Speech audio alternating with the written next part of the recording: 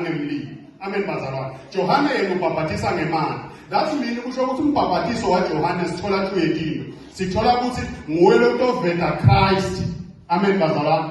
Ambone nguye futhi lo wenta njani? Lo wenta ukuthi kuwasheke tono. Amen bazalwane. Amen bazalwane. So ngaleyo ndlela leyo kulethi into letimbili. Jesu uyenda kuJohane uyabhabhatiswa. Into lemfuna siconcentrate kuyo ukuthi masekaphuma emantini. Amen bazalwane. Kuthiwa kwavuleka izulu. Uta Jesu waseNazaretha utobhabhatiswa nguJohane. Amen bazalwane. Uthi makaqeda ukubhabhatisa kuvuleka izulu wetha umoya lo njengelituba wetela kuJesu waseNazaretha. Amen bazalwane. Kuvakala livi ezulwini lithi lo indodana yami engithokozile ngayo. Amen bazalwane. Abantu abazange balibona lelituba lelefela kuJesu. uJesu wetela Christ wetela ngaphakathi kwaJesu waseNazaretha. Amen bazalwane. Amen bazalwane. Uthi masika njalo Jesu khumbula kuqala Jesu makathuma abafundi bakhe ubathuma uthi bhekani Matthew uthi bhekani hambani lishumayele evangeli kodwa ningangeni kuphi emntini yani yamaSamariya. Amen bazalwane. Jesu waseNazaretha uthi makathuma abafundi bakhe uthi bhekani ningangeni emntini yamaSamariya.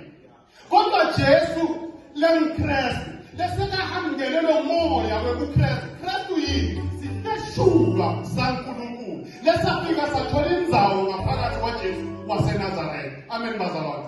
Amen bazalwane. Sonke njengoba sinesikhala noma sinendzawo levulekile lelizwe ukuthi kungene something ihlale khona.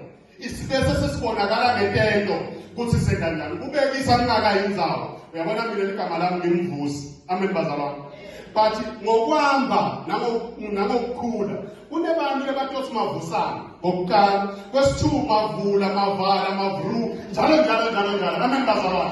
Then mangilele mina ngokwangqondo lo mavru noma mavusane noma balubani lo lebamnika ngaye utoyithola indzawo ahlale ngaphakathi kini.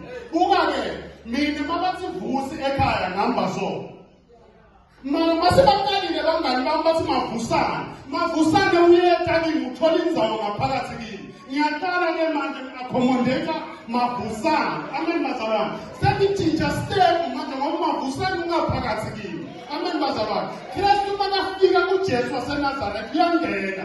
Jesu waseNazaretha uthuma abantu ngenxa yokudelana phakathi kwamaJuda nemaSamariya. Uthi bhekani ningangeni emntini yamaSamariya.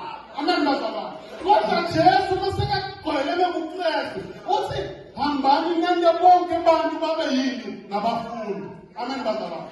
Ngenxa yesikhathi asambeni kancane siye endzabeni khona lapha kuMatthew 16 ngiyacabanga kuverse 17. Uthi Jesu ngitoyikhotha wayeluyibuka wena. Uthi Jesu abafundi bami bantu bathi ngimbani mina. Bajaha abafundi abanankinga. Bathi wena ngoJohane Elisha uvukile kubafile njalo bayibala. Amen bazalwane. Uthi ningekeni nithi mina ngimngani. Amen bazalwane. Amen bazalwane. Ningekeni nithi mina ngimbani. Ukuthi abantu lebahamba naye. Mangabe kusho ukuthi Jesu bekangeka abafude. Mara ufuna kubona ukuthi bayambona yini uNkulunkulu lekahleli ngaphakathi kwakhe. Ngoba uthi yena mina naba besimunye. Amen bazalwane. Amen bazalwane. Uyaphendula Simon uthi wena unguKristu. Khona lekangayifunda lekayitholile. Ngifuna lethi lapho kuzokuthi ukhona kubona ukuthi angifaki something. Uthi wena unguKristu indodana kaNkulunkulu lophilayo. Amen bazalwane. Akathi wena ngoJesu because you understand ukuthi lo lekabuta manje uKristu lengaphakathi kwaJesu. Amen bazalwane. Amen bazalwane. Uthi wena uKristu indodana kaNkulunkulu lophilayo. Uthi lalela-ke Simoni kaJona akukho inyama nengathi lembulelwe lokhu kodwa ngibale kuphela losezulwini lekambule lokhu ngawe true wena. Kusho ukuthi kulebo nje umuntu uNkulunkulu ukhonile kungena kubani kuPetro wabese waphendula. Amen bazalwane. So uthi yena ngenxa yokuthi usho njalo nami ngithi kusukela namuhla wena umpetho ngithi ligcwala. Amen bazalwane. Kuleli gcwala ngiyolapha libandla lami. Kanti Jesu bekangana libandla yini? Jesu bekangana libandla bekahamba nathi emathi sabuthi Jesu.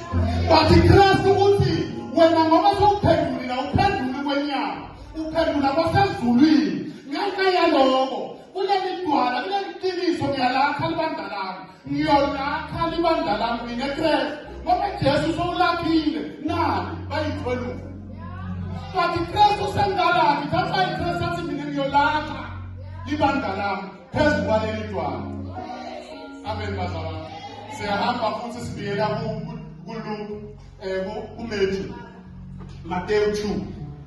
Hayi asambi kakhulu. Matthew 2 evesini lika 4. Lapho sithola indzaba yokuthi hayi ufundzele uma ngabe uyitholile. Baba wesizulu